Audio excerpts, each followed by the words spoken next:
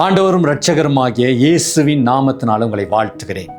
சங்கீதம் 34:1 சங்கீதக்காரன் சொல்றான், கர்த்தரை நான் எக்காலத்திலும் ஸ்தோத்தரிப்பேன், அவர் துதி எப்போதும் என் வாயில் இருக்கும். அவன் ஏதோ ஒரு நாள் குறிப்பிட்ட நாளில் மட்டும் கர்த்தரை துதிப்பேன் அப்படின்னு சொல்றதில்ல. எல்லா சூழ்நிலைகளிலும் வாழ்க்கையில நான் கர்த்தரை துதிப்பேன்றான். ஏன் தெரியுங்களா? தேவன் அவருக்கு நன்மைகளை செய்திருக்கிறார், அதனால அவனுக்கு நான் நன்றி சொல்லிட்டே இருப்பேன் அவருக்கு அப்படின்றார். நம்ம ஏன் அப்படி செய்யக்கூடாது?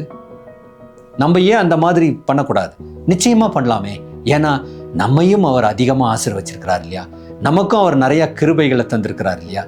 ஆகவே இதே வசனத்தை நம்ம சொல்லலாமா? நான் கர்த்தரை எல்லா சூழ்நிலைகளிலும் துதிப்பேன், எப்போதும் அவருடைய துதி என் வாயில் இருக்கும்னு சொல்லலாம். அப்ப தேவன் உங்களிலே பிரியப்பட்டு இன்னும் அதிகமாக ஆசீர்வதிப்பார், இன்னும் பல நன்மைகளினால உங்களை திருப்தி ஆக்குவார். ஜெபிக்கலாம். பரிசுத்தமுள்ள நல்ல பிதாவே, எல்லா சூழ்நிலைகளிலும் உம்மை துதிக்க எனக்கு பலன் தாரும். சோர்ந்து போகாமல் என்னுடைய நாவிலே உம்மை துதித்து பாட எனக்கு உதவி செய்யும் ராஜா. வழி நடத்தும். இயேசுவின் நாமத்தில் ஜெபிக்கிறேன் பிதாவே, ஆமென்.